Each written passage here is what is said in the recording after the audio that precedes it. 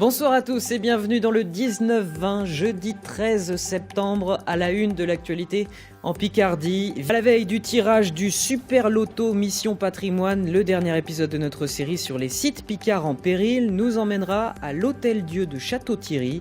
Une partie des bénéfices tirés de la vente des tickets lui sera reversée.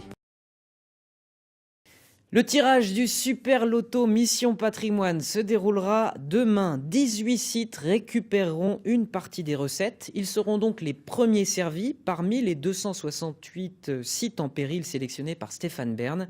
Et parmi eux, il y a l'Hôtel-Dieu de Château-Thierry.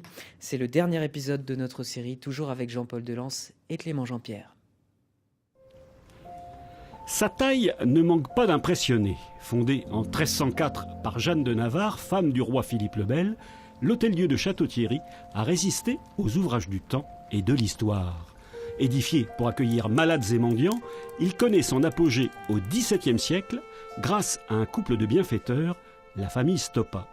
À cette époque, la communauté religieuse dirigée par une prieure compte 18 sœurs. La vie est rythmée alors entre temps de prière et temps de travail.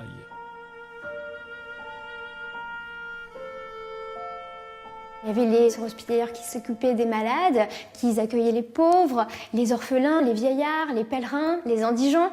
Et puis il y avait aussi l'apothicairesse qui faisait les remèdes, la cuisinière qui s'occupait des repas. Car ici, les malades mangeaient toujours 3 fois par jour. Donc c'était assez extraordinaire, notamment pour le XVIIe siècle, qui est un siècle où il y a de grosses famines en France. Et donc chaque sœur vraiment avait sa mission.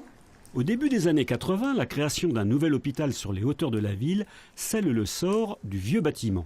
Il reste désaffecté jusqu'en 2010, année qui voit l'ouverture au public du rez-de-chaussée transformé en musée.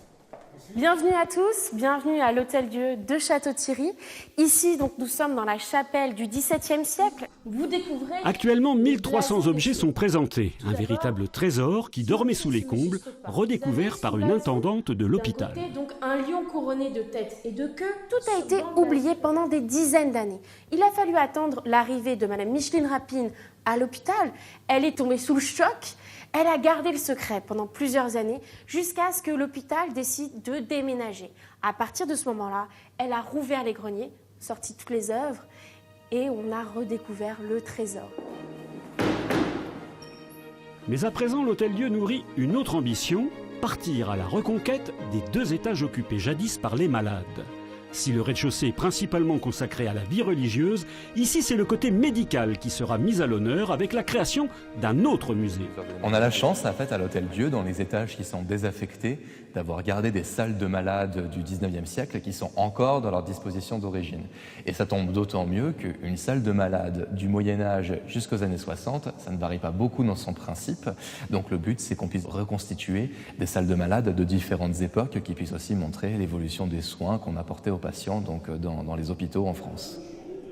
Le projet remonte à 2016, date à laquelle la communauté de communes est devenue propriétaire. Hélas, le bâtiment a beaucoup souffert d'avoir été longtemps inoccupé, entraînant une campagne de diagnostic avant tout travaux d'envergure. 750 000 € ont été provisionnés, une somme bientôt complétée par le tirage du Loto du patrimoine proposé par la Mission Bern.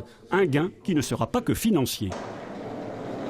Nous avons aussi une couverture médiatique importante pour faire parler de notre projet, parce qu'il y a le projet Loto, mais derrière on a aussi une levée de mécénat, et donc ça va nous permettre aussi d'avoir une couverture nationale pour pouvoir appeler des fonds sur du mécénat.